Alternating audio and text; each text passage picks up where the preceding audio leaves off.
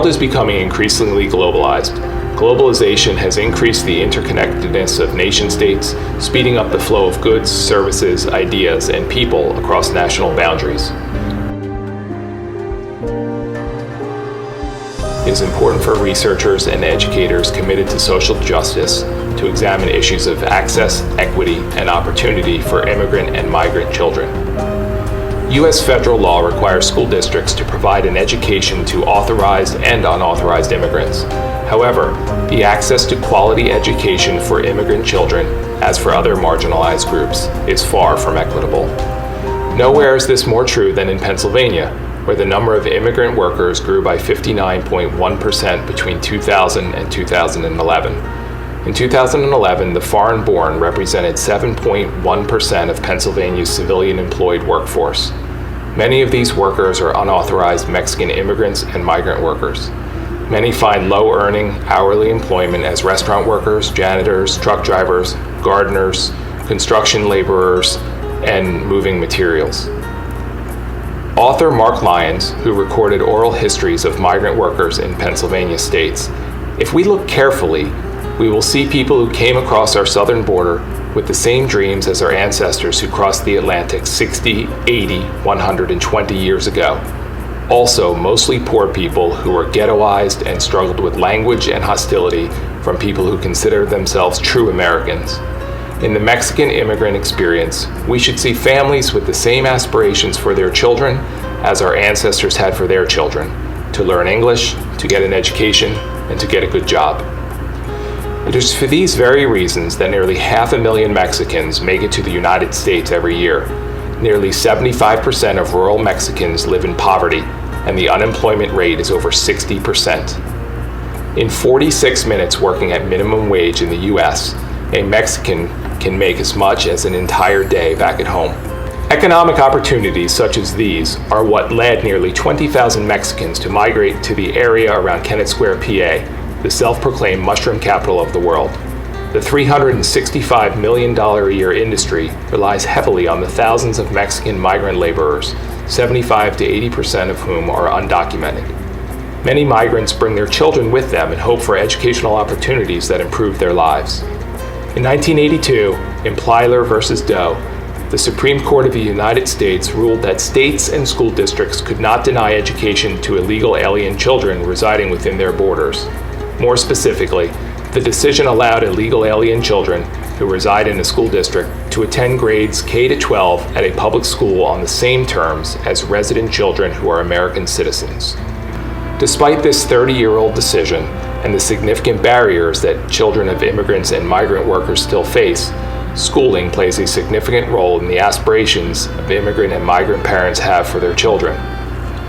In an emotional interview highlighting her experience as a Mexican farm worker in southeastern PA, Margarita Rojas shared her motivations for coming to the United States to work as a mushroom farmer in Kennett Square, Pennsylvania. "What motivates me the most are my children. Adriana always tells me she wants to go to university, that she dreams about becoming an ESL teacher. That is what motivates me, the fight for my children, for taking them wherever they want to go. I say to Adriana, whatever it costs, she will have her dreams." The idealism and optimism shared by Rojas is the same motivating force shared by countless immigrants. In the United States, where public education is typically understood as the pathway to socioeconomic mobility, schooling plays a significant role in the aspirations of immigrant parents. In reality, however, Mexican immigrant and children's experiences in school are often inferior, marginalizing, and isolating. Some schools affect the opportunities and experiences of immigrant children in several immediate ways. They tend to have limited resources, classrooms are typically overcrowded, and textbooks and curricula are outdated. In an interview with Superintendent of Schools in the Souderton Area School District, Frank Gallagher highlights some of the additional problems children face when they lack parental support at home. Over the past 10 years, we've really built up a pretty comprehensive ESL program to support all of our ESL families and English language learners. Particularly for immigrant migrant children, we have developed a partnership with the Keystone Opportunity Center, which is a local nonprofit organization that works with the families to to help them support their children through the learning process, through providing affordable housing, providing parent workshops, providing translation services. We also had created 2 years ago a newcomers program, which children who come to our country for the very first time and have not been through a school in America, they go through a pretty intensive instructional program called our newcomers program, where they're learning obviously the core subjects, but they're also learning about what school is like in Souderton and what you need to do to be successful in school. One of the biggest challenges many children of immigrants and migrant workers face is racism, classism, and bigotry. Jessica Morales, who came to Pennsylvania at the age of 11 after crossing the border with her mother, shares her recollections of being teased by her classmates. One day, Arnold was making fun of my friend Danny, and he's like, "Well, I'm being mean to him because he's Mexican." And I said, "Well, that's no reason to make fun of him."